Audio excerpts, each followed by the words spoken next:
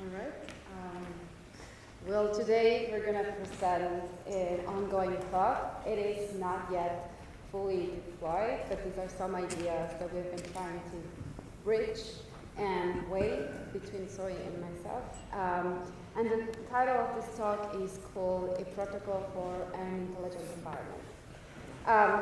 We will try this presentation to be a combination of published articles plus applied teaching, and then we're going to do some examples of how to really build some of the tools that we're going to talk about.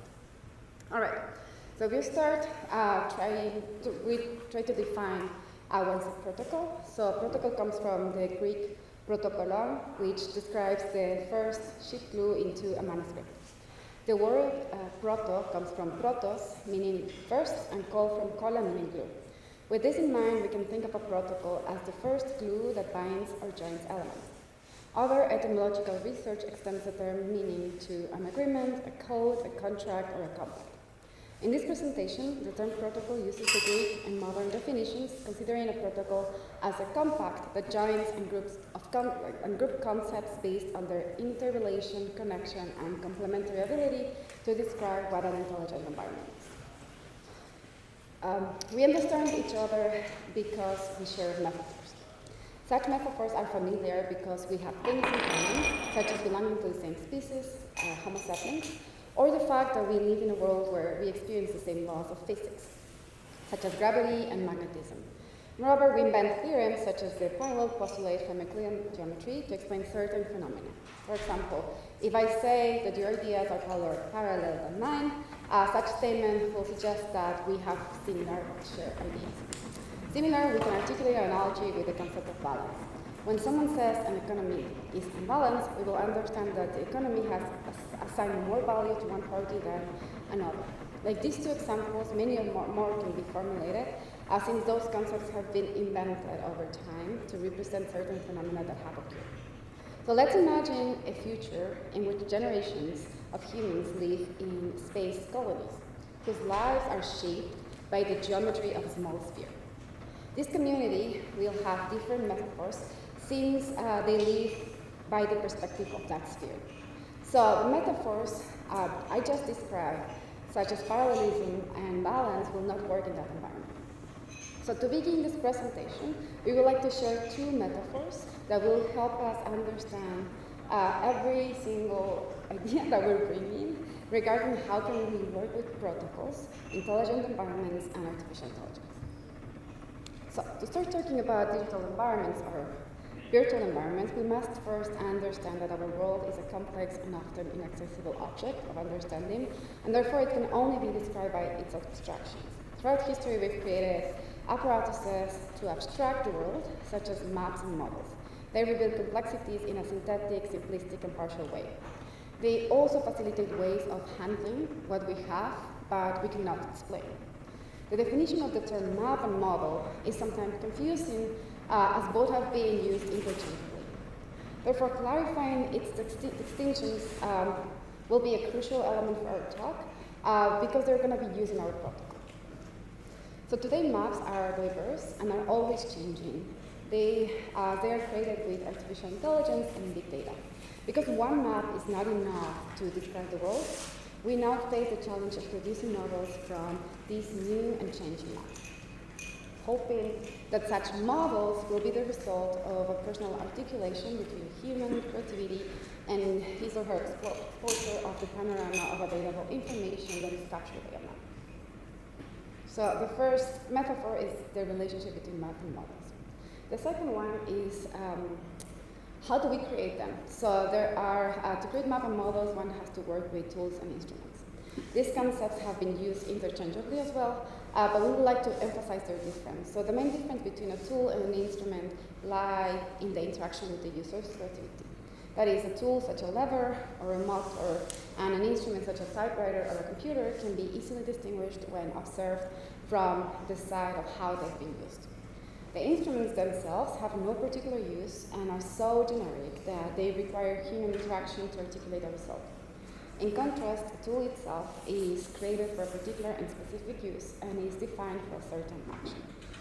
So to illustrate this in more detail, the difference between a map and a model, that I will draw your attention to Geography by Ptolemy, which is the first book that described a tool, such as the stereographic projection, to create a map of the world.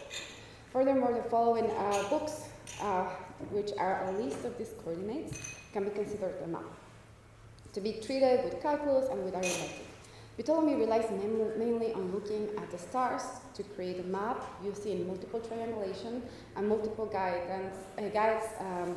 So this approach is what we like to consider a map, which is plentiful, and it's a combination of points that can be recorded into a book in this case.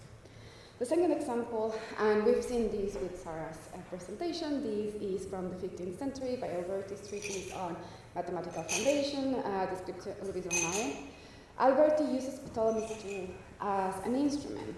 An instrument takes distances in the ground to constitute connections and then uses geometry to articulate models. What Alberti presents us with is the use of the technology of the time to create an instrument. So here the difference between maps and models is that a map is a thing where you can then later interpret it into many other models.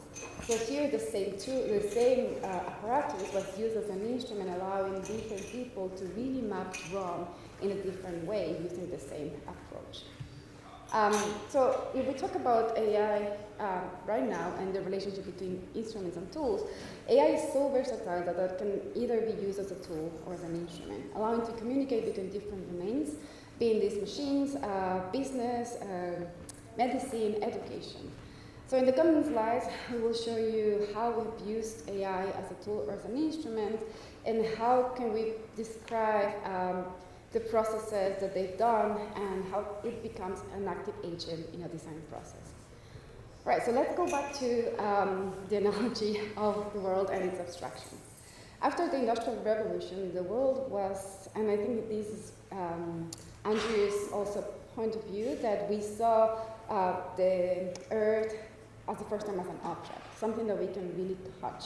But after the internet in the late 1990s, we changed our mechanical point of view of the Earth to a networked one. And with such vector, we had the internet, which collapsed the ability to communicate and the capacity to record knowledge throughout time. And this created an enormous repository of data. And data became the new currency of the world. And this moment also established changed established architectural practices from one that is with limited resources to another one that can access the plenty of data and enrich everybody's work. But today we're experiencing a new momentum. We're challenged to make sense or find meaning from this amount of data and create something that I call personalized models, which invite us to think and to ask what does architecture is today and to the years to come.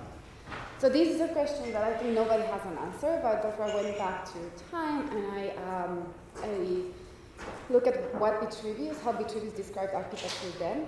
And in his 10 books of architecture, he defines our architecture as the art of joining things. Things like bricks, modules, operations, data, etc.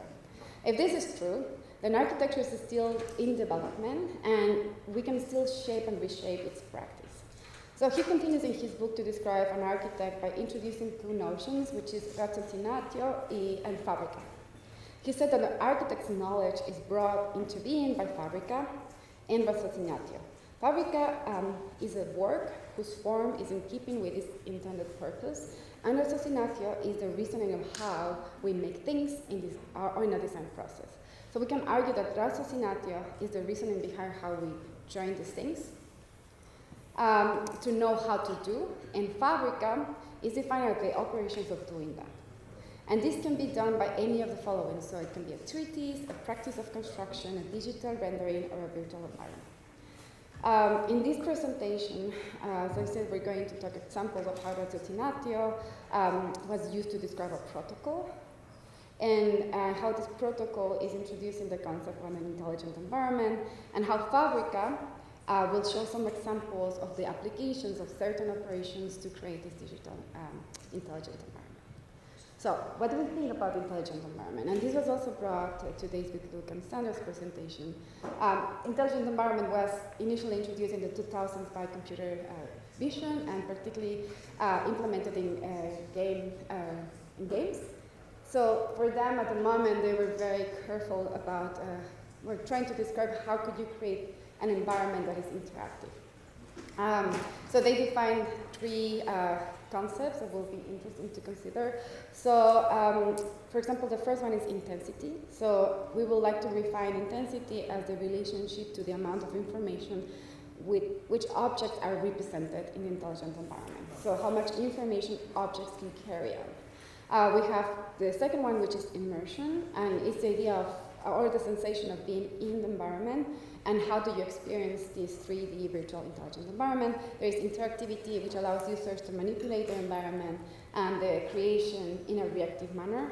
And the last one, which I think is really interesting when considering or thinking about this digital twin realm that is so much into everybody's, mind right now in construction, which is this real-time feedback from the physical to the digital and vice versa. So we mapped a path. So how do we achieve an intelligent environment? So we know that this is a very complex, it can even become complicated, but let's think that it's complex yet. So we know that there are three main specific approaches. So there is the theoretical, the technological, the digital, and the physical. So I'm gonna quickly explain to you the theoretical. The main questions are, what exactly is this protocol, what's the structure, what makes it intelligent? On the technical or digital, we know that there are four main focuses. So we need prediction models. So these prediction models can be search engines, generator, or simulators. We need data translators. How do we translate anything output somewhere else to come to this intelligent environment? We need 3D environment creation, and then the feedback flow of this bidirectional data connection. And then the physical are, how do we shift between scales? What is the different scales that we can take? Do we use it for design? Do we use it for decision making? How does the scale influence the way that we use the intelligent environment? So, theoretically, as I said, here is describing what makes this protocol different from other ontological or reductive models. In this case, we're mentioning BIM and GIS because these are established ways of using 3D environments for design. And how can we describe, or what makes this an intelligent environment? What's intelligence in this environment? So I start quickly just to give you working, like as I said, like mapping out things that we know. So we created horizontal and vertical axes to describe what are the characteristics of these ontological processes. So, for example, we have the capabilities that we consider that this intelligent environment can have, and we're mapping these back to what we have knowledge of the BIM models that are existing right now. And if you, I will not stop here because this is under development, but I just wanted to show you that our different stages that we think the intelligent environment should have, and that's mapped with the features that it should contain, and that's together also mapped with what we have right now with the different BIM detail, levels of detail that we have. But what is really interesting here, and that's what Zoe is going to talk about, is that there must be a protocol where all the data that we're trying to map here could be embedded into an environment. Yeah, thanks, Karla. First, I just wanted to say thank you for letting me impose as a fake architect onto this gathering of genuine architects. It's been really exciting for me and opening my mind a little bit around the work you all do. I very much fall in the digital category of the massive flowchart that Karla has shared with us, and I have a little bit of a different maybe presentation component here to give, and it's been along the lines of work that Karla and I are doing together at University of Florida, but also I think much more importantly is speaking to a broader community of developers, whether they're architects, software engineers, all types of people are developers now. And I think a first connection I want to make before I make an introduction to this ugly code on the screen is that the type of worlds or the type of intelligent environments that Karla's speaking about can have a lot of similarities to something we're all very well acquainted with. The internet and web pages is already an accumulation of massive amounts of data that was previously unprecedented. And during that time, we needed a good practical way to build that actually out. And while this isn't kind of the most exciting part of building the internet and building intelligent environments, it's kind of the piece that my brain comes back to, is how we can make all this data useful, because we've seen amazing demonstrations of massive amounts of data from every presenter here. And this whole time I'm thinking about a way we can unify that and bring it to one maybe cohesive endpoint, right? So the parallel I'm drawing here is between original HTML for building out the internet, building out web pages, to something called USD, Universal Scene Description. And this actually came out of Pixar, maybe 2015, 2016, as a protocol or a schema for ways you can develop and create 3D content or 3D data. And so while it looks here, sort of similar to HTML code, we can imagine this as building blocks for building the digital environments that we're going to experience, in the same way that you're already experiencing the internet with HTML and its various growth since then, right? This is, I don't actually really know much HTML, right? So forgive me if this isn't right, but part of what was so powerful about this is that it was easily extendable, it changed with the times, it's grown to fit our needs, and it's helped us create the internet in all of its facets. And USD is aiming to do the same thing, right? You can imagine when it started out of Pixar, their main goal was creating these massive 3D scenes in a way where one designer could work on Shrek or something while the other works on the pond, and they don't interfere with each other, but they build out these beautiful scenes together. And so the way they composed USD was into these layers, these primitives, these X-forms, all of which are disjoint, but come together as a single file, a literal file of code that builds out a 3D scene. So in its simplest example, you have your world, that's your primitive, you're experiencing this world where you have a single sphere. And this is all coded into a way that is programmatic, right? This is something my brain finds a lot of peace in, is seeing all of these kind of combined into a schema that is reproducible and actually fairly easy to understand, right? This simple case demonstrates simply making a sphere mesh with a specific radius, but you can imagine scaling this up to all different types of data. And that's kind of the goal Pixar had in mind when they created it, and it's become sort of a foundation of the way NVIDIA is working on Omniverse, which is our platform for 3D graphics and simulation. But I want to scale this up to an area of interest for my own selfish kind of interest, is on the robotics side, right? So I think that there's a lot to be said for how simulation impacts the work we're doing with the physical, whether it's robots or architecture. And I think that one thing that hasn't necessarily come up too much, but I'm always thinking about, is the gap between simulation and reality. That's something that's still being addressed, but having these common schemas that work really nicely together can help us close and minimize what has been previously a very, very large gap, right? But on the left-hand side, what we can imagine is trying to place this on the instrument and models that Karla had mentioned earlier, right? We can imagine this USD schema as an extensible, open source way to create our end model. So in this case, what we have is just a small example. Again, we're working with a cube, but you can imagine having a similar schema, a protocol for your robot. Each joint is articulated, the grippers have all their physical properties, the conveyor belt moves at rational speeds and the speed you set it to, and all of this can be quite literally programmed into a single file. And it's interesting because USD, as we're seeing it now, is text. That's a USDA, which is a human readable format for something that can also be visual, right?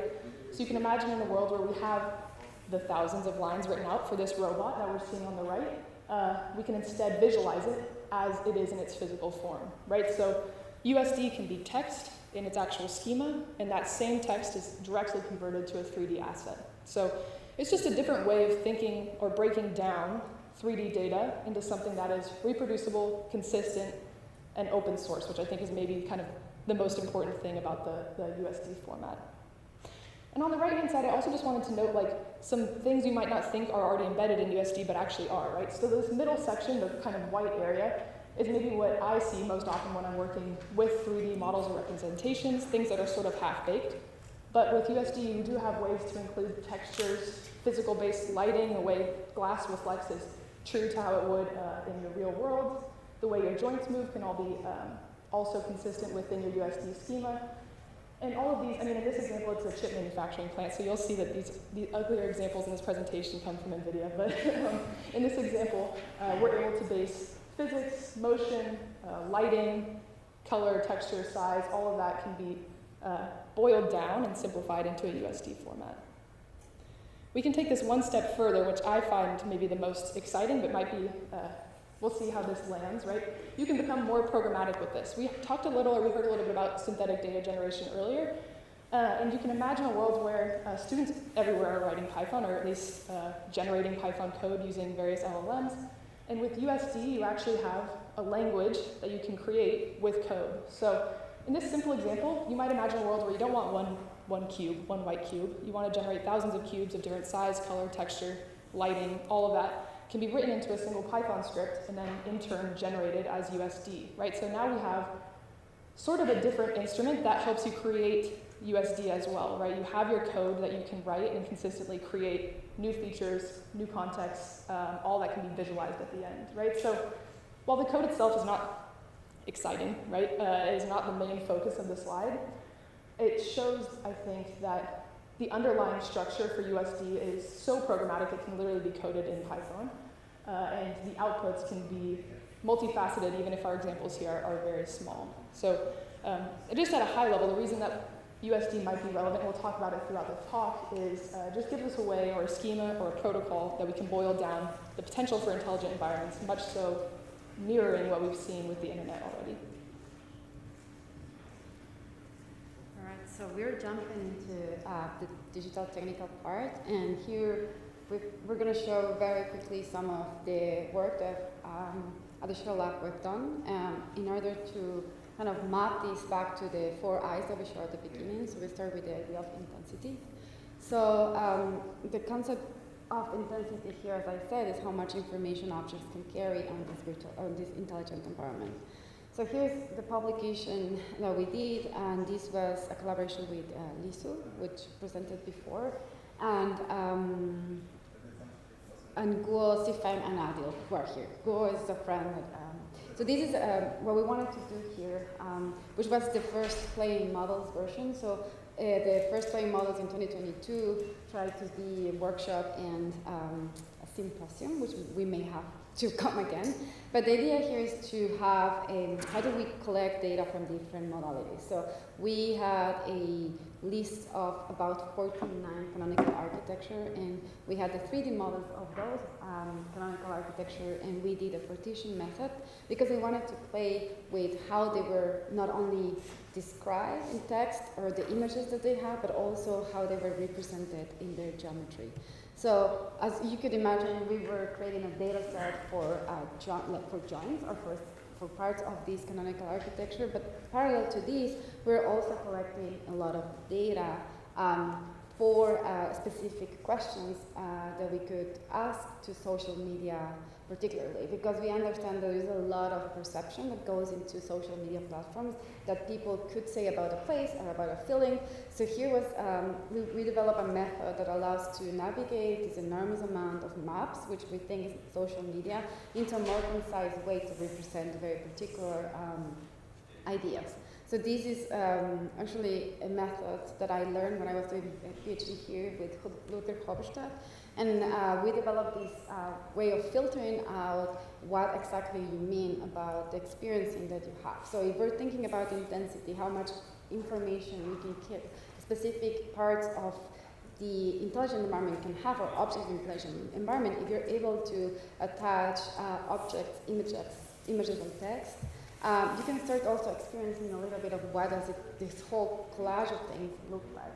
So these are, we call them atmospheric images, which is more about how do you perceive spaces without having to say it very precisely. And this is all social media interpolation. So you have a concept, you have a question, you have a site, and then through the filtering process, you arrive to a set of images that can then try to be articulated to say what exactly you're feeling or you want each space within your design to be.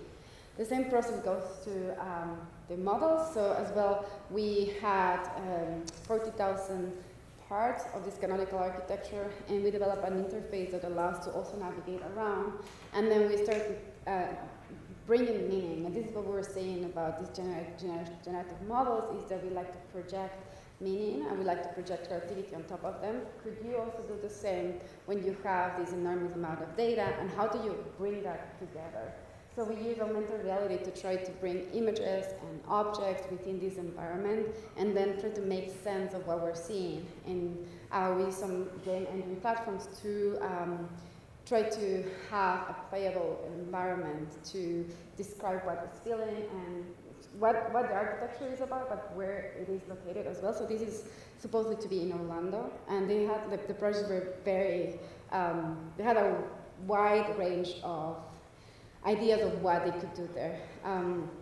So immersion, and what I'm going to talk about here in immersion is the idea of being there. How did you experience this environment? And what I'm going to show here as well is another article that I did in collaboration with Pierluigi Diacuto and Guo Xingfeng and Bahid Mojave. And here is more about how do we really embed, and we've been talking about these LLMs and geometry. So how can we attach words to, in this case, structurally stable forms?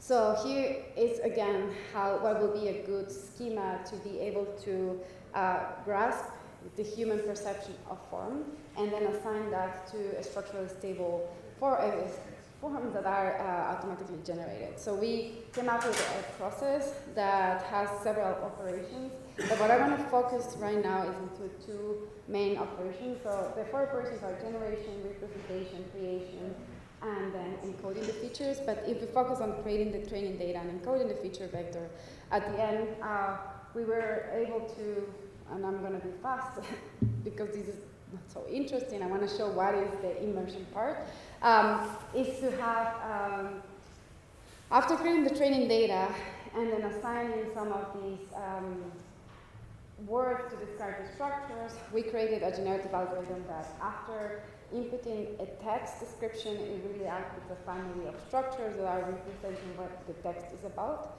So everything you see here are powers that are structurally stable. And this is something that I wanted to include on my teaching assignment. So I teach an upper division design studio, and I wanted my students to use this tool. And we were building in New York. So we were projecting, not building, we were projecting in New York, and the idea of a tower and a bridge was really interesting. So how can they, let's say, forget about the structural stability and then just look at the form? And we used the same approach that I showed you before with the social media data collection, but here the idea of immersion was very present because how do you represent feelings and sensations through graphical output, and how can you map that into a series of walks from where you're starting and where you're ending? And we created these kind of collages that are partially AI made, partially human interactions. So these were made by using these search engine / unsupervised clustering algorithm to express what they saw on site, what they're feeling, and then a series of interactions from one student will do something, it will pass to the next student, and it will pass on the next student. So it's a collective feeling because this class is a group class. So we wanted to kind of capture the sensation that they had on the face using this idea of collage. But this is not only, we were trying to have a qualitative approach to site, but we also did a qualitative approach to site. So how can we also bring all different data qualities that the site had in a more established way? So we created this idea of a transect analysis, which brings all of the geolocated data, but also with this idea of the collage-like. So I'm just telling you like a design studio process and how now it comes with the idea of immersion, because the moment I started doing this massing exercise, we brought the tool. So this tool allowed the students to really play with the structural stability, with the structure of the building, and then also allow them to concentrate more on the functionality and the form rather than try to narrow down things that the algorithm could already do for them. So it was a very interesting exercise to have them learn what is structural, to use this tool, and then also play with a lot of different AI tools that we built for them. So the idea of immersion is how can you translate what you're feeling into, in this case of these atmospheric images, but into an environment. So we're trying to think how this could be turned into a 3D virtual environment. All right. Yeah, and when we think about immersion and we think about the work Karla's describing, but also just all the individual tools and pieces of software and bespoke code that we've seen today, I think it's a good time to clarify that USD is not something that you have to go write yourself. You don't have to write the Python code, but instead its goal is to act as a unification between all these previously disjoint data silos, right?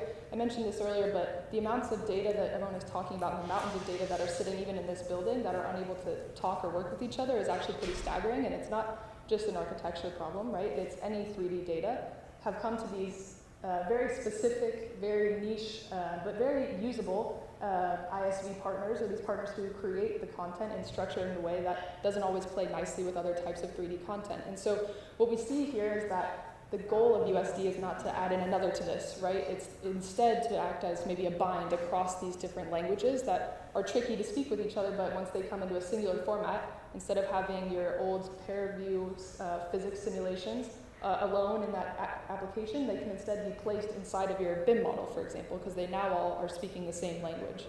And so what we're actually seeing here is something that's not NVIDIA. The OpenUSD Alliance is actually an open source kind of not-for-pay nonprofit that's attempting to bring unification to 3D data sets and in a way that is not just architecture, but I think there's kind of some growth happening there. It really did start in the media and entertainment field, right? Like, how can I use assets from other applications that folks have made in open source, even if they don't necessarily fit in Blender, for example, if that's what I'm most interested in. And so what we're kind of introducing is the opportunity to connect in a way that is maybe new, or maybe just growing a little quicker, right? So this center icon is referring to Omniverse, which is just a developer platform that's created for OpenUSD development. But another piece of this is you can still continue to work on your USD in its original application, right? So each of you is practitioners and users of software that I have no concept of and cannot use myself, and it's not an attempt to pull you away from those, but rather to bring them together. Tools that you used separately, maybe now you use them together. I'm hoping that some of these are striking a chord with things you're already using. I mean, we've seen and heard a lot about Unreal and Unity and Blender, Revit. All of these are examples of kind of partners in this alliance who are working to unify 3D data, right? Omniverse is just one little small kind of drop in that overall bucket of trying to transform this into something that can make intelligent environments an easier thing to come by and not something that's individual silos of data that are hard to unify. So that's the overall goal when we're talking about the OpenUSD Alliance. And now we can look at what it looks like to actually use this, right? This is just me on my screen working on actual kind of sensor streaming workloads, IoT, procedural generation of geometries with OpenUSD. So I don't know if it's playing. Oh yeah, it is. It's extremely slow. Okay. So in this example, what I'm showing is some structured data that we have reading in from IoT sensors in a building. In this case, it's actually at University of Florida. And here we have me writing some Python scripts to actually take advantage of that IoT data and place it in the physical environment. And this is the Omniverse application, right? So this DCP building is not something I created. I don't have the technical skills to do that, but it's something that's come out of Karla's group. It was originally built in Revit, and we bring that into USD, and we visualize it here alongside other types of data, right? Parametric data, geometry, physics, all of them can play nicely inside of this one unified underlying kind of structure or schema. So while the example here is focusing mainly on the actual workflow, right? You can imagine you have some type of data, your IoT data that's getting read in to a CSV, something very straightforward, not super exciting. You can write some basic Python code that takes in that data and brings it to a visualization method inside of your BIM data. In this case now, it's all becoming USD, right? It's all speaking the same language and can be altered, modified inside of a GUI or using your code. So kind of the overarching theme of this kind of time-lapse of a day's always life of working with this is not that the individual tools are most important, but the fact that data from all different types of sources can now work together in real time, be ray traced, visualized, and then edited kind of wherever works best for you, right? I myself rely probably much too heavily on the writing of the code because that's where I'm much more comfortable, but if you're working mainly with visual scripting, there's also options for that within USD as well. So the goal here is to show that your BIM data that you have can now collaborate with your IoT sensors, could collaborate with some physics simulations, could all be running in the same intelligent environment once they're speaking the same language. And other people have done more professional versions of this, right? You can imagine these can be scaled up. It doesn't have to be a building, but it could instead be now maybe a whole city that they have information about how weather patterns change as buildings are developed. And you can visualize that simulation data on top of your actual map of the city. An example of building up further towards actual cityscapes is another kind of way in which you can imagine having now data that was maybe bin data, along with your cesium data, with your GIS data. Things are geolocated with USD and are no longer disjoint, but are rather just kind of playing nicely in one environment. So these are actually coming from partners from NVIDIA who are using these types of tools. But the goal is to show that the amount of data that we all have access to is massive, and if they just spoke the same language, it would be much easier to work with. And just another sort of example of, and I kind of apologize for presenting this in front of actual architects, because this is a slide made by computer scientists who are trying to imagine a world in which you all actually work in. But things that might be relevant, right, or you might take from each pieces of these applications. We have Autodesk, Cesium, Adobe, Blender. All of these kind of independent service providers or software providers have things that they're really good at that you want to continue doing those things in. And you might want to take the lighting from one, the structure from another, the products that look really nice from another place. Point cloud data or photogrammetry might come into play. All of these pieces are somewhere out there. The data is somewhere, and if we combine them, smash them down into a USD format, then we can go ahead and work on maybe the more enticing parts, right? The things that you all presented your research on, right? How can we create different visualizations? How can we go ahead and integrate this into a way that's usable in AR or VR? How can we make it a video game in the end? All of these are kind of ways in which you're trying to, at the end, utilize and visualize your data. And this is really just acting as kind of the glue between the pieces that you already have.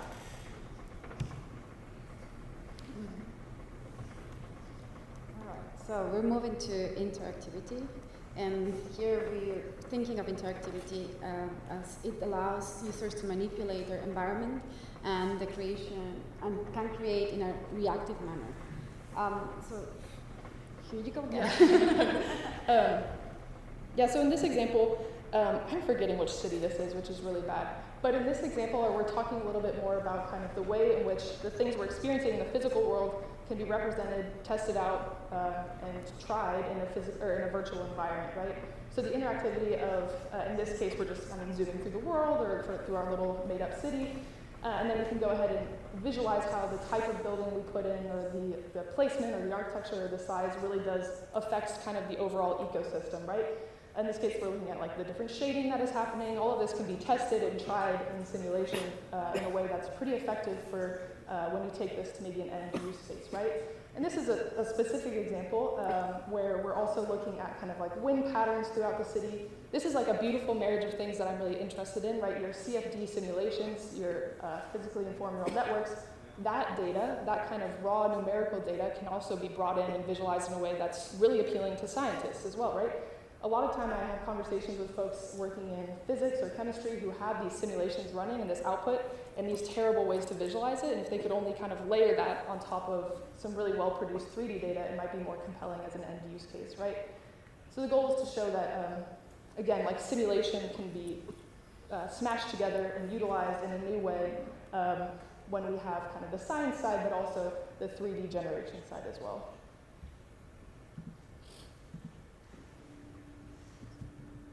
All right, so also another example of how we can think about this interactivity. And as I said, I'm going to show some of public research applied into classrooms.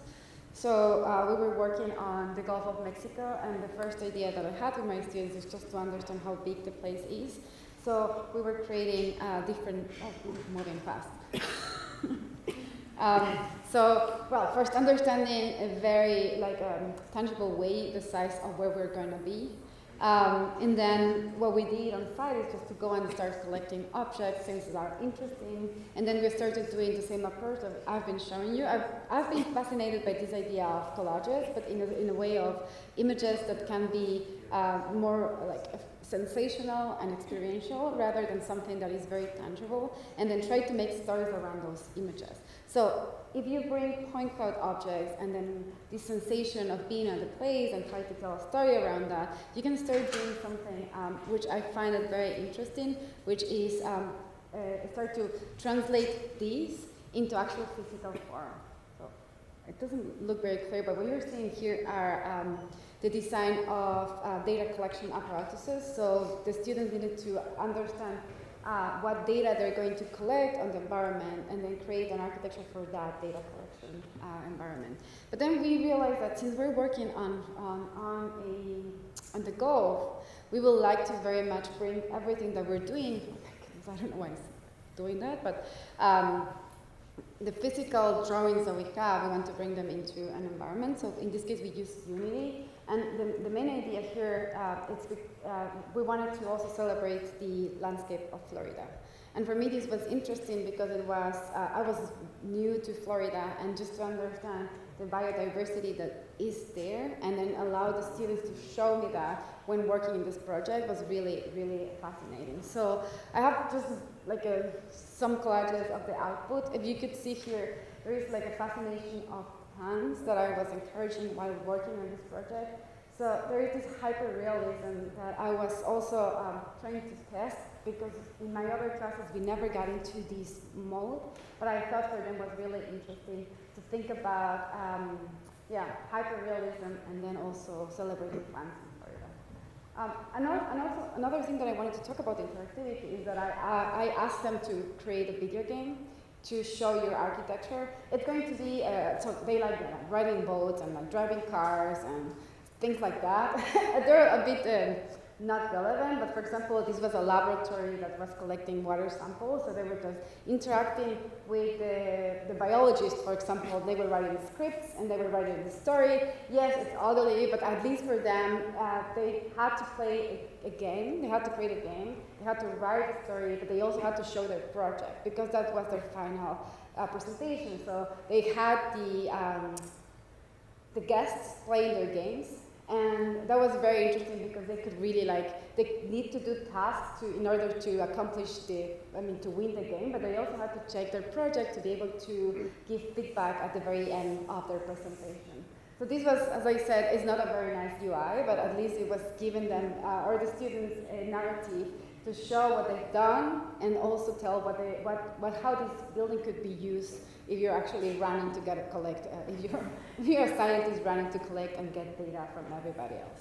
So I think this idea of interactivity could be embedded in the way that we experience architecture, or the way that the students can experience architecture. I feel like a bit embarrassed to show this UI, but I just wanted to show that this what we could do. All right, interconnectivity. This is a long stretch. I hope you don't mind. But I wanted to show this idea of the real-time feedback and how we can bring a lot of different data sets into a cohesive manner. How can we bring data sets from the world into making decisions? So I'm going to show you two projects, and this is more in the work that I do with disaster response.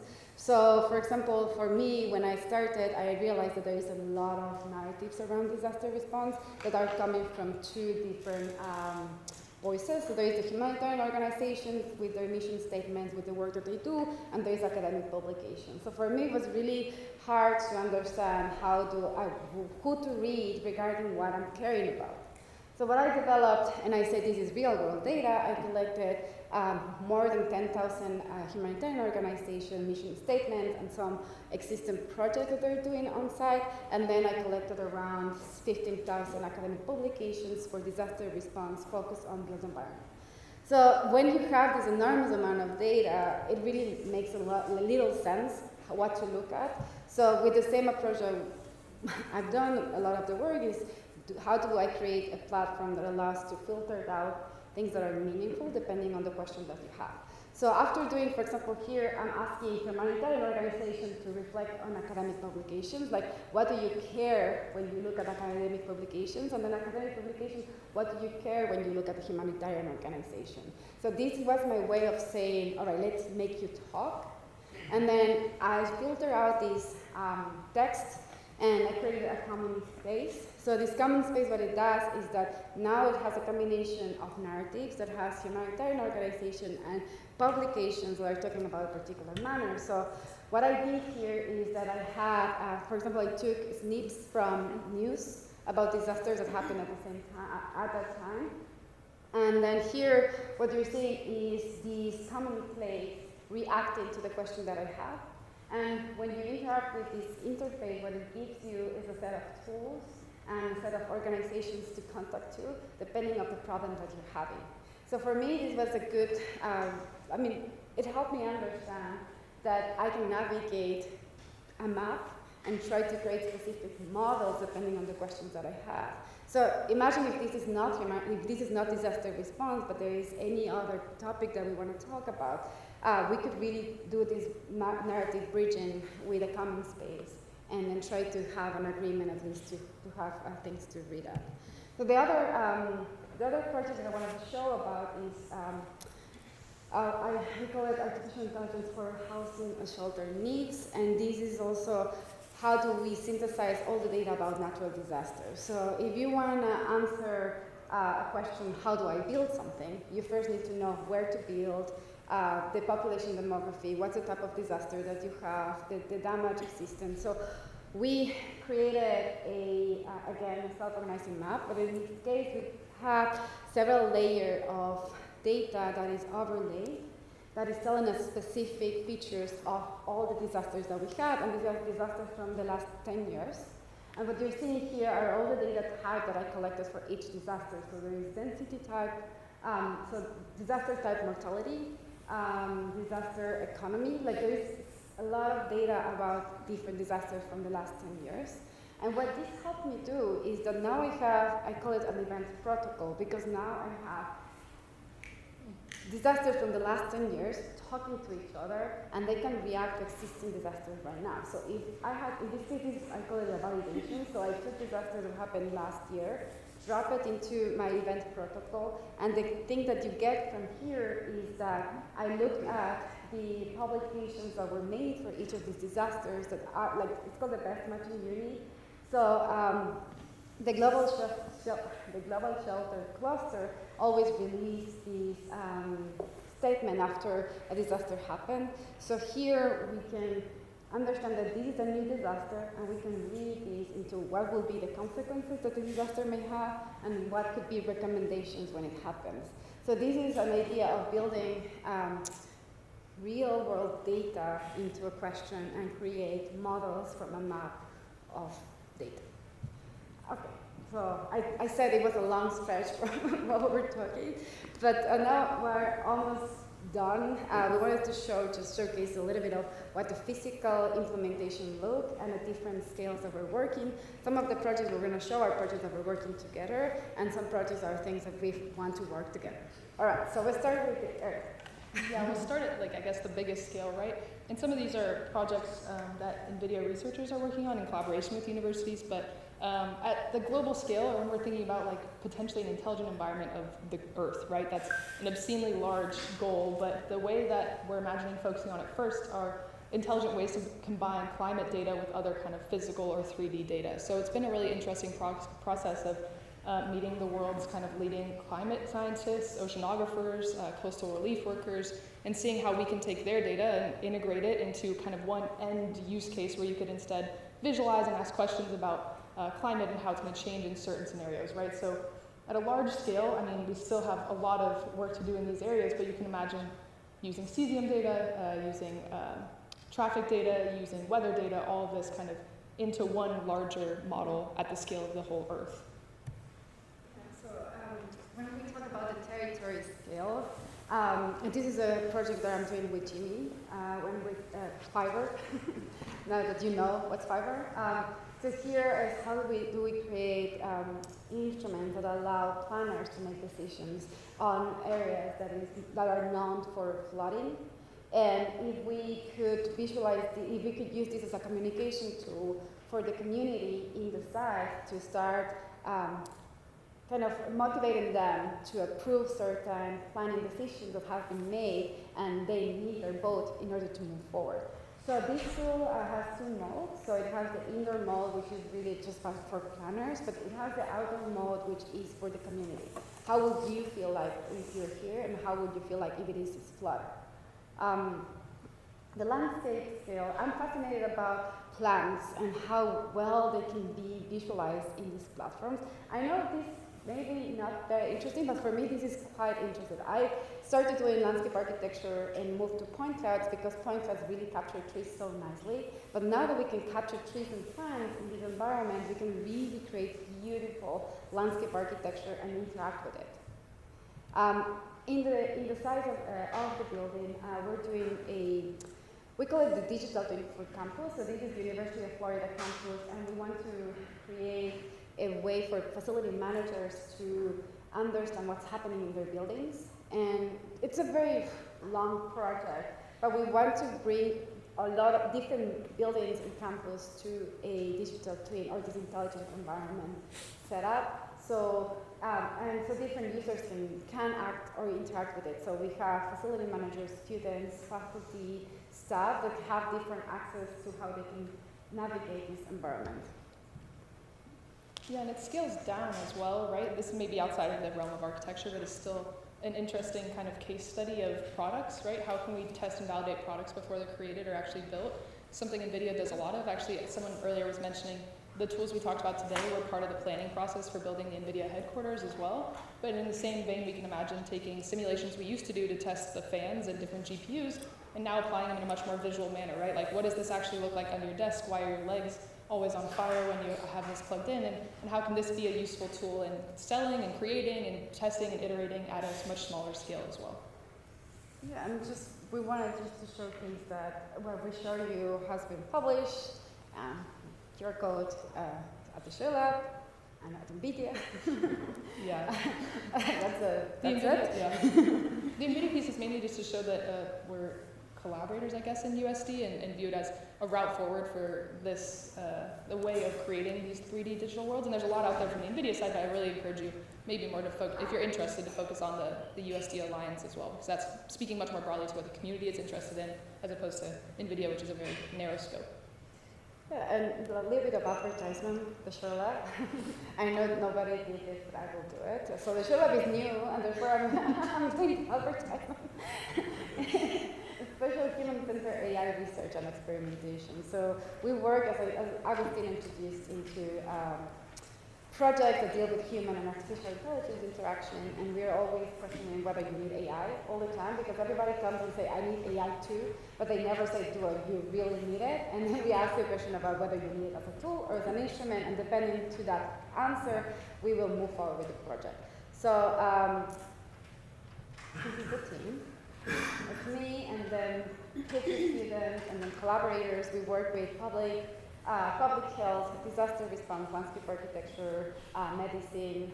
We are working with, of course, architecture and landscape architecture. So as I said, we have two main focus. There is AI to power creativity. AI for social good. And I don't know if this is a video, but just some of the work that I showed you today just lie into both of these subjects. And what we're doing in the future is trying to develop some of the projects that we are working on right now. So, for example, we're trying to create a human perception of risk to flooding, because there is a lot of quantitative ways of describing risk, but not qualitative ways of human experience and risk. And if you merge them, it will be good. To move forward with this idea from text to 3D forms, to develop an intelligent environment and what does it mean, and then encoding special features to understand infectious disease.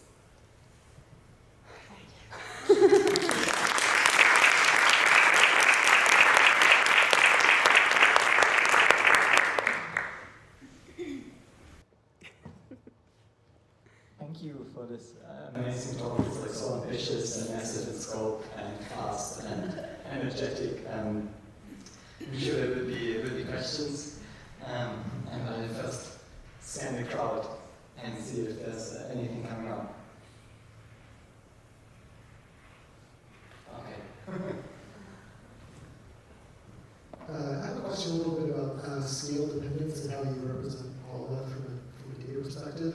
When you begin with the idea of the world, and the framing of the talk I really appreciated, especially this idea of the map model and many other things sort of emerging from this cosmological perspective. I think there's also the way in which data emerge from that, because you get these sort of very specific measurements, for example, of the heavens. But anyway, it's a great way to introduce the topic. You know, when we've thought about kind of intelligent environments in the past, there's typically been some sort of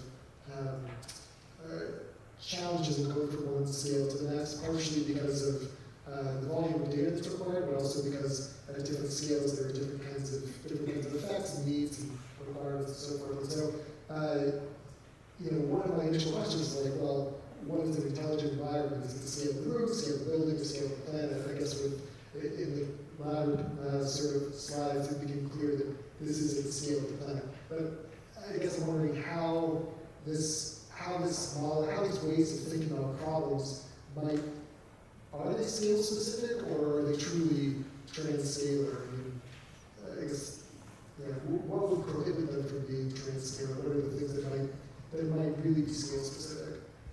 I actually had the same question so just let me bring the map, the initial map that we have. So I think this can help. So this idea of shifting scales is something that is very, I think a lot, because for me, one of the answers is data aggregation. It's like if you're able to have an object as an index, data can be aggregated depending on the scale that you're looking at. So for example, if you're at the scale of the building, data could be deaggregated, but if you're zooming out, there is a relationship between your scale of looking at and the scale of the object itself and the aggregation that it can have. So this is well developed with GIS systems because they do have these aggregation methods, like for example, when they want to visualize data at the zip code level. So they aggregate and create a mean. I think we should do this way, but not try to use the existing aggregation methods, but try to come up with aggregation methods depending on the question that you have. And this is something that we're doing with this project with the flooding, because we don't want to display data based on the zip code. For example, health data about how much the pollution in water affects infectious disease on a particular area, because zip code is like very large amount of like aggregation method. We want to be able to synthesize a more directive way of aggregating data. So for example, to create geographic locations that are based on infrastructure around and the topography where they are sitting, and then the danger that they have if this is get flooded. So I think that's, for example, if you go into the human scale, you would like to know how much feet the water will rise. That's a very detailed data or scale. But then if you zoom out, you don't really care so much about that feet, but you care about a more planning or urban scale. So I think my answer is creating personalized aggregation methods to shift in scales when you're looking at the intelligent environment. That could help you reduce the amount of data that you're visualizing at once. Because if you could automatically aggregate data depending on your scale, then you're not loading all the time everything. Yeah, it's like apply MapReduce to not only the sort of like geographic level, but also the architectural and spatial level. Exactly. And I think the key here is to really come up with personalized aggregation methods. I guess just quickly, in a much more literal sense, like USD is composed in layers. So the way the Earth 2 project is imagining having like meter scale resolution for climate mapping and prediction, but also maintaining some level of this is still the Earth, is by just having literal layers to your data where like at a certain level you really care about this square meter, but then when you zoom out you don't, and the layers are kind of like turn them on, turn them off, they're separate, they're disjoint, but they're all, in the end of the day, still in one file. But I would say that I guess from my perspective, the Earth 2 project is challenging the scale that which USD has been seen at. Like a Pixar movie is an incredible scale, but Earth scale is different. So I think it's developing and evolving to fit that, but it's still actually pretty relatively new. And it becomes a compute problem, which is of course where my mind goes to right away, and much less of a kind of can you do it, but do you have the compute to do it? I've seen two other questions there and there. I might first go here and then come to you. Thank you for the presentation, and it's very insightful one. I think my question maybe is kind of related, and actually my question is, what do you consider about how to represent the digital environment effectively? Especially consider how complex it can be. I always find difficulty about this because the context, the objects, the scale always changes significantly, and sometimes I select like some elements from the environment and they may conflict with each other,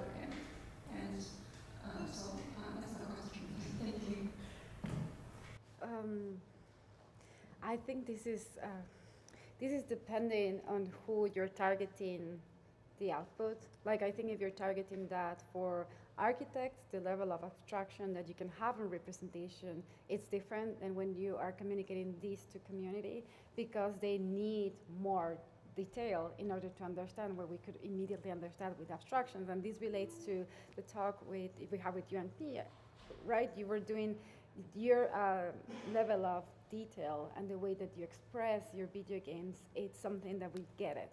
It doesn't need to be, it's related with the question of hyperrealism. So it depends who you're going to show to in order to define this detail or level of detail that you have to have.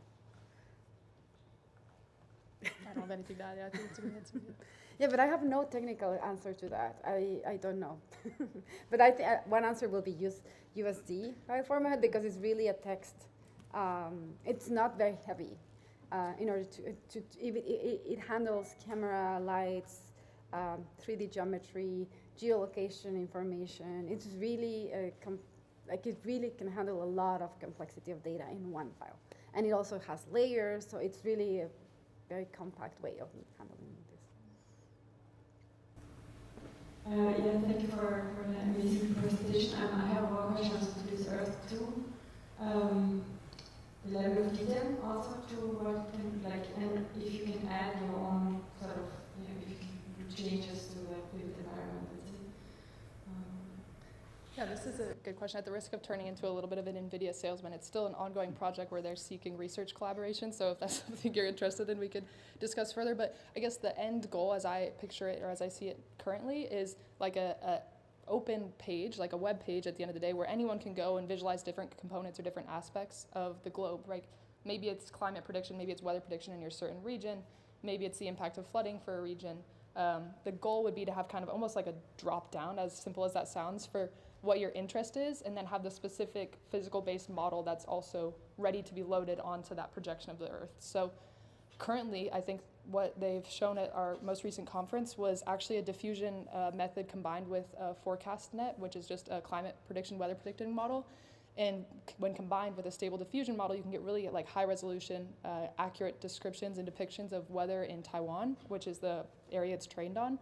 And the goal would be to have that actually across different countries who are willing to share their weather data, and then you'd have that as an opportunity to predict at a much higher fidelity kind of the effects of different weather experiences. So currently very limited in scope, but the goal is to be an open source kind of collaboration at the end where you pull Earth 2 to your local machine, you add in your own stuff, and you can throw it back up there to have as available to the community. Yeah, but that's a long ways away. Yeah.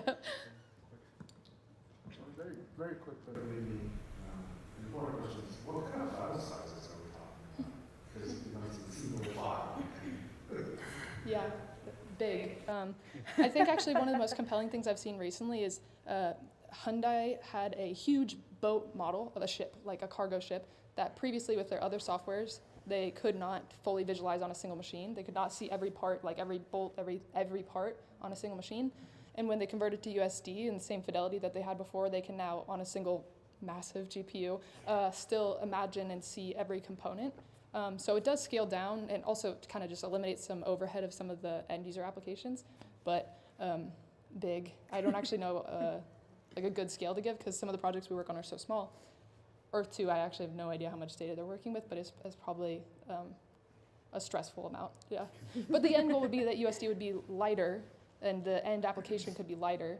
But the files, like as far as usability, when the human readable part, you don't actually end up using as much. It becomes more programmatic or in a visual scripting. You have control of what gets integrated and not. Yeah, and also there's a really nice, clean way of doing things in each individual layers, its individual file. They can be opened together and attached, but then if I'm working on, in the case of one of the projects we're working on with the DCP on University of Florida, so a building on Florida's campus, there's two files, one of which is like the plumbing and the pipes and stuff, and the other is everything else. So depending on what you're working on, you only need to load in one of those. Yeah. Yeah, thanks a lot. Fantastic and kind of wide-spanning presentation. That's so fascinating. I'm curious about this idea of the digital twin, this idea of Earth 2, this and that. I'm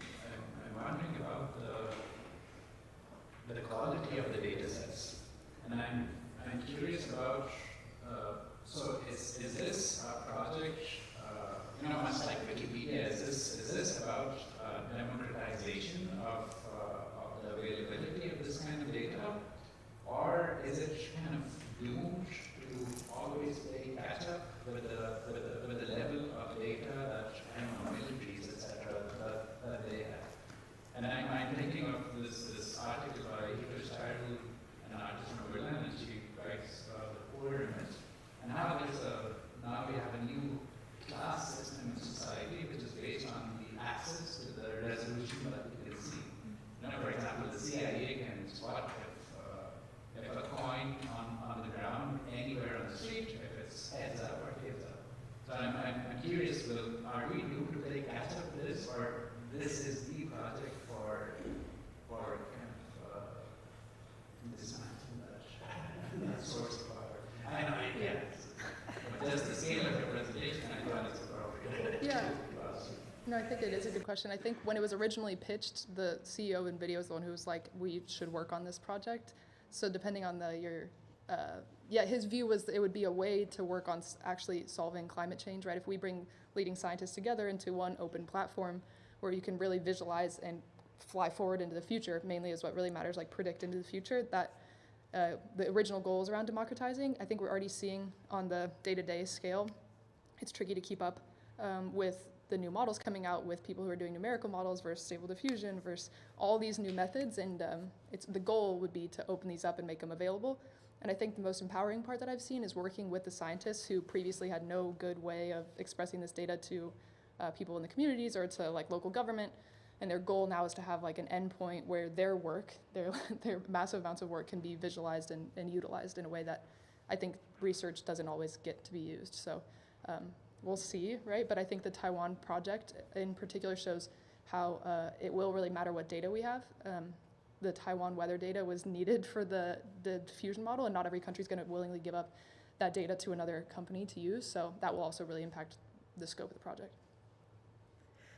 I like to add just one thing, and I also had the same question, well, not same question, but similar, in relation to the platform and in relationship to the file format, because the platform is omniverse, but the file format is something that is agreed upon.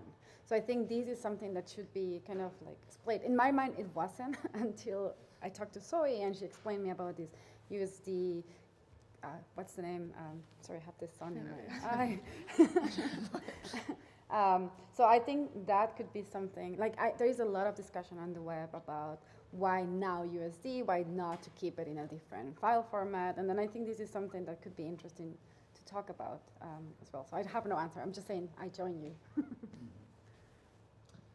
I've seen, no, we have 3 more questions. I think I'll start with, no, you did not raise your hand. You only have 2. All right. Thank you very much for the presentation, it was amazing. I'm a little bit curious about the project of the digital twin of the university that you are making. You mentioned that was a long project, and I have some specific questions. How long do you think it would take? I mean, I know it must be several buildings, but which is your estimation of it? And also, I would like to know which is the outcome that the stakeholders, like the facility management people or other stakeholders, expect from it?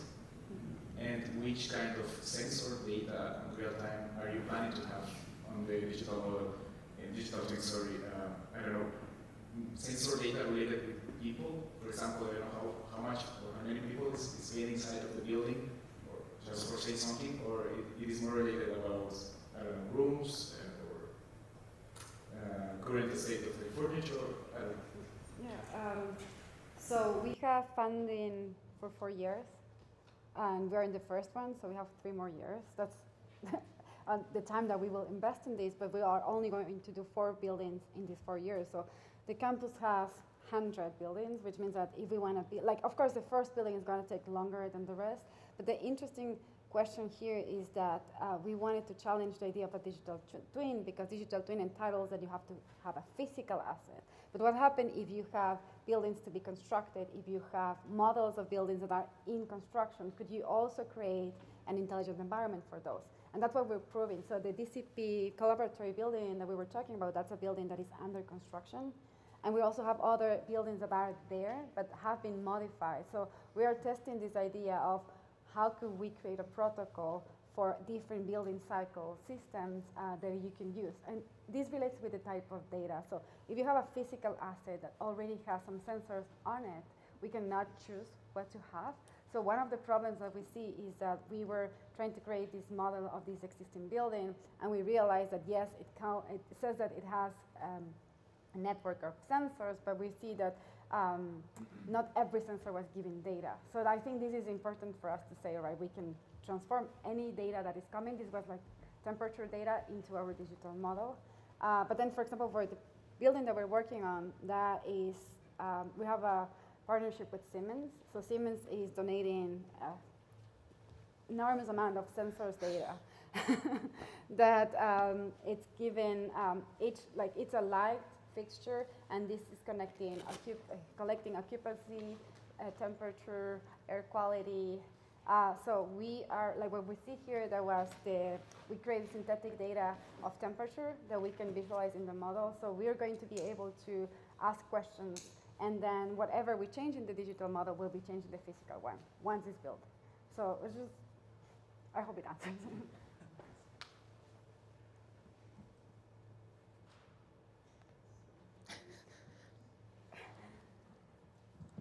I wanted to ask the USD, have you thought about like how it could be possibly integrated into the machine learning framework, like exporting out like a consistent format of 3D, and then using that into the machine learning, or actually like being part of the whole, if there's any thoughts that you guys have? So the NVIDIA research team internally is working on something, I guess, semi-related that I probably should have brought up based on the conversations earlier, called Chat USD. So a large language model where you input, I want a chair with silver legs and whatever, and it creates the USD file in the geometry that you could, so it's similar to a text to 3D that we're talking about, but instead the emphasis is much more on the generation of the USD as a readable thing as well as a usable thing. So I think that is a little bit in that area. As far as like consistent output from other machine learning models, I don't know if we've looked that much into it, but it's definitely, I think, in the direction, right? Generative AI for these types of 3D use cases is an area of focus on the NVIDIA side, but it's pretty new territory, so I don't know if there's that much yet. But Chat to USD, I think, is pretty promising, and it's maybe a little bit more ubiquitous, right? If everyone's using it and you're all creating 3D assets that could be then used together in different scenes, that would be useful.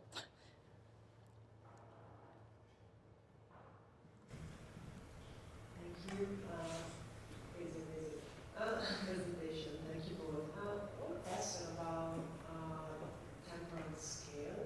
And I don't know if maybe you can understand that part, but just thinking about response to disaster, I saw kind of spatial mapping, and I was thinking about how time as a component comes into place, and if we are talking about short-term responses or long-term geological scale time considerations. And based on the difference between the different scales of time, if in the predictive models you see any outliers that should be taken into consideration.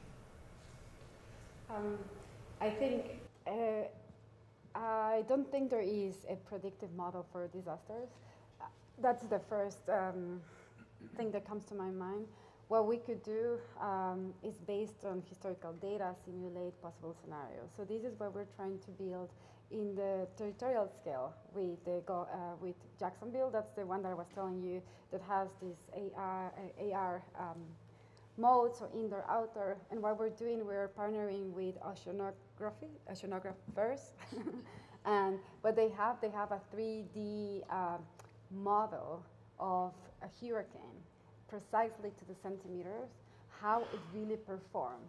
How was it from the beginning till the end? And they have they are able to create this model because they're reading atmospheric data, plus they have a lot of sensors on the shoreline, and so they have a lot of streams of data in order to create this model. So what we're doing is using Omniverse to bridge what model they have, the built environment that we have, and then also the visualization and expression that that we can get with these virtual environments to kind of show past scenarios to help them make decisions if something similar happens in the future.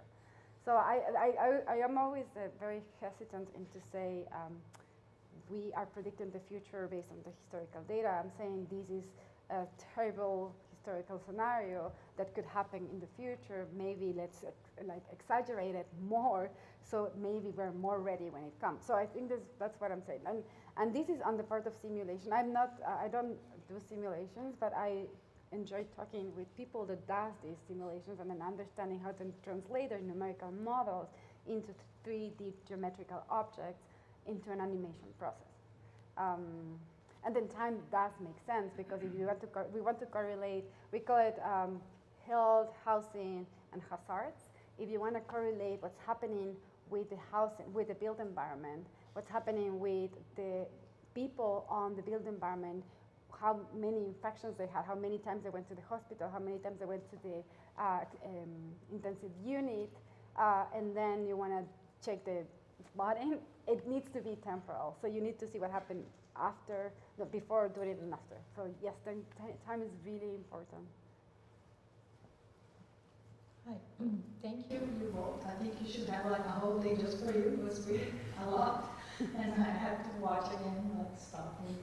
But I have one question about the 3D data. One of the reasons that I read that the two models like stable diffusion and journey, which started without so fast and so well, it's because there's a lot of 2D data on the internet. And 3D is not exactly the same because there are different kind of data. So do you think like with this USD, we're going to have like a not as we'll have to go too much for outputs, but 3D outputs as good as the ones that we have today from 2D? Yeah, I like that question. I think the promise of USD as like an open source program and project is to create a more collaborative environment among 3D practitioners, which are actually fairly disjoint across all industries. So I think there's a ton of 3D data out there. It's just not all usable, whereas like any image is usable for anybody. So I think that's helpful. And I think one effort that's interesting from the NVIDIA side is something called SIM-ready assets, which are USD assets that are open source and available for real items like a microphone or a scanner or things usually in a manufacturing context that actually operate as they do in real life too. So for robots, you can imagine the joint articulation's already sorted. But even that type of data is not readily available, but there's now an effort to make 3D data that looks nice and is right, but then also 3D data that is workable and usable in simulation as well. So it's like a newer effort, but I think that having more practitioners involved in the alliance of USD is how you end up making enough data. Yeah, I want to say that NVIDIA's effort to have the digital Earth 2 is a good effort. But you have lots of problems down the road. We talk about scale issues. How do we even right now, we don't know how to integrate the GIS data with the beam data. There's totally different scales. Then there's data privacy issues, data models. We have dealt with this for the last 20, 30 years. So this problem will not go away, but make it more difficult when we get to more different kind of data, especially unstructured data.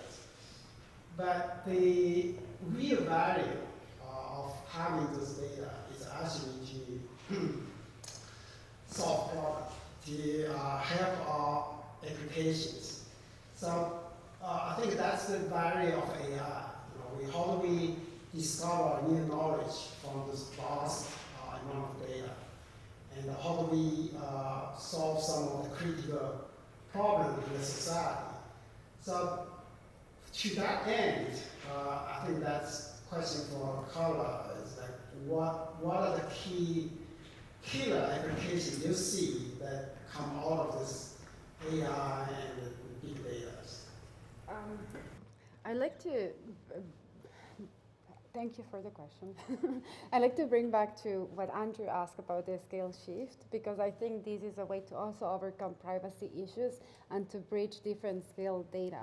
So, for example, if you have health data, which is in the case of a project that I'm working on, it's very problematic to create models or even to show the data because there's a lot of privacy issues. So that's why we came up with a method of personalized aggregation format, which means that you're going to aggregate the data depending on a particular question that you have, and every data set that you have from the human perspective to the territorial perspective could be remapped into that new aggregation method.